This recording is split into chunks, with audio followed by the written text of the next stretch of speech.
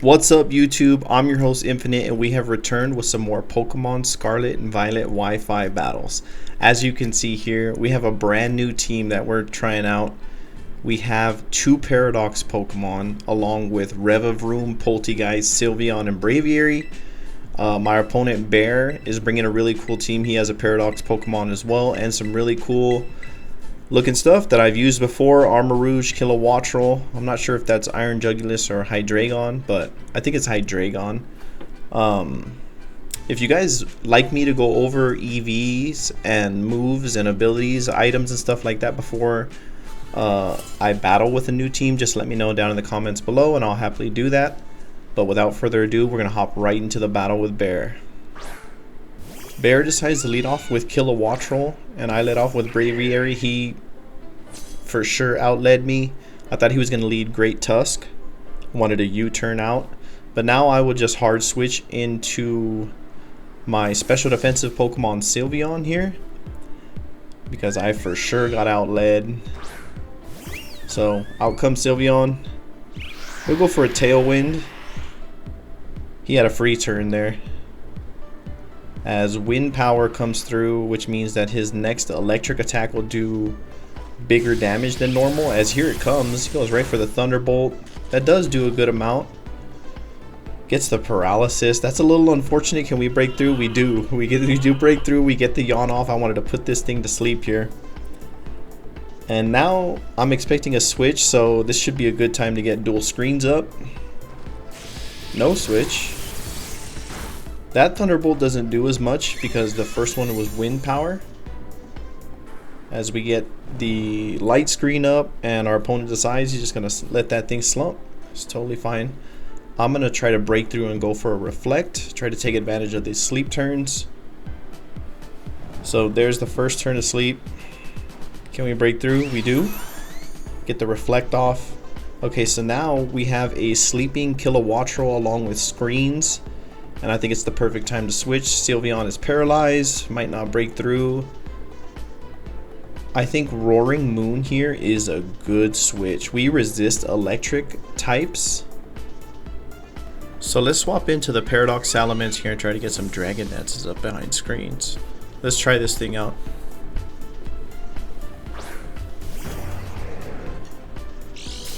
Good situation to come into, I would say. Attack raise.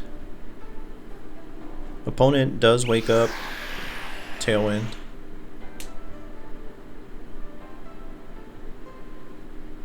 Since I have screens up, there's no reason to not just Dragon Dance and set up.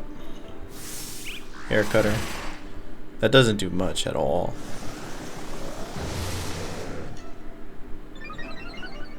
Dragon Dance up. We're gonna do it again. We're gonna definitely do it again. I'm not afraid of this Kilowattrel at all. And I've noticed there's been a little bit of bugs and lag in the game. I apologize about that if you guys noticed that, guys. It's been a little bit laggy online in any online mode for me lately. Let me know down in the comments below if it's been the same for you. So I do apologize about that. I'll be doing everything on my end to get that fixed. As we just get another Dragon Dance off, and now I think it's time to Terastallize. I mean, we have 3 attack raises, 2 speed raises. We're going to Terastallize Dark and go for the Night Slash. This Vaporeon is probably his defensive wall. I don't see any reason not to with our stats being boosted the way they are. And if we don't kill this Vaporeon, we are no longer weak to Ice Beam. So go for the Night Slash. I opted for Night Slash over Throat Chop as that does pick up the KO. Just because Night Slash has a higher critical hit chance and, you know, channel name and all, I had to go for it. So I thought about it for a quick second, but then I was like, yeah, Night Slash is the way with the critical hits. Let's see if we can land any. As now we're just in a super powerful position. I mean, we have a Terastallize, Roaring Moon with attack and speed boost behind screens. Iron Tusk is a fighting type, so it does resist dark. We'll just go for the non-stab Dragon Claw, just get big damage. As our opponent is feeling the pressure and terrestrializes himself. Now if he terrestrializes into his fighting type and goes for a close combat here, this could do big damage as... No, that's a ground terrestrialization, so... Probably wishes he had the fighting one. Dragon Claw does a lot. Earthquake comes through, this could do a decent amount.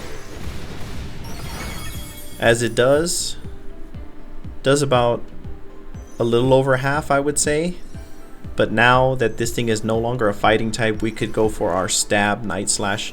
So we have Terra type boost, we got 2 Dragon Dances, we have our ability boost, and yeah, this is just super powerful. I actually feel kind of bad using Paradox Pokemon like this, honestly, but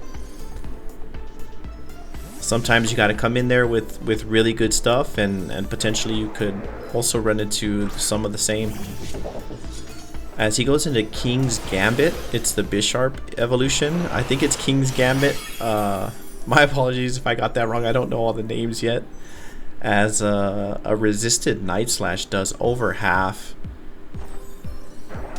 So no reason to just not go for another one. Down this thing goes. And this is looking very daunting for my opponent. Both our screens go away. With speed boosts and attack boosts, I'm not too worried about that at this point. So Kilowattrel. Yeah, we just continue to Night Slash. I actually feel kind of bad doing this to the Kilowattrel because this has become one of my favorite bird Pokemon. Really like the typing of him. But down goes the Kilowattrel in 1 Night Slash. And now it kind of feels like our opponent is just throwing out pins for us to knock down. I get the feeling that we've snowballed this to a point where it's not recoverable. So Armor Rouge is weak to Dark type since he's a Psychic. Go for the huge Night Slash. More than enough. We do get the critical hit, so we get an honor of the channel. And there's a couple ways that you guys can deal with this if you see this in some of your battles. Choice Scarf Ditto would be a really good counter to this, as well as like a defensive Pokemon with Roar or Whirlwind to get me out of there with those stat raises, because as you can see, Hydreigon goes down to 1 Dragon Claw, and yeah, it's not stab, but we have, you know, basically +3 in attack. Mastodon, that's this last Pokemon. This is the Great Tusk, terrestrializing a ground type. He saved this thing when I would say he shouldn't have. Probably should have let this thing go down, then come in with the King's Gambit. But down this thing goes, and that's going to end the battle, guys. So thank you guys so much for continuing to come out. I really appreciate all the support, all the love. You guys are really awesome. And also thank you to my opponent, Bear. I really appreciate you hanging in there, doing your best. Really cool mechanics, terrestrialization and all that, so I'm having a really great time with this. And don't forget to leave a thumbs up on the video if you guys enjoyed. Drop a subscription if you're not, and leave a comment down below. Let me know what you guys think about some of these Paradox Pokemon, and moving forward, maybe give me an idea if you want to see EV spreads and movesets and such. So thanks again, and we'll see you guys next time. I'm out.